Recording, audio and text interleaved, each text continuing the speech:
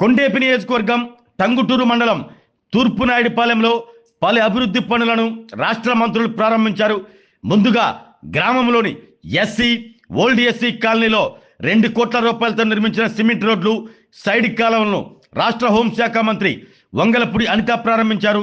అనంతరం పక్కనే ఉన్న డాక్టర్ బిఆర్ అంబేద్కర్ విగ్రహానికి మంత్రులు అనిత, గొట్టిపాటి రవికుమార్, డాక్టర్ శ్రీ బాలవీరాంజనేయ స్వామి, ఒంగోలు పార్లమెంటు సభ్యులు మాగుంట శ్రీనివాసరెడ్డి, శాసనసభ్యులు Damacharla Janardhan Rao, Muthumula Ashok Reddy, MM Kondaiah, Andhra Pradesh maritime board chairman Damacharla Satya, Darsi TDP incharge Gottipati Lakshmi, Yerragondapalem TDP incharge Guduru Erikshan Babu, AP tourism corporation chairman Nukasani Balaji పూలమాలలు వేసి నివాళులర్పించారు.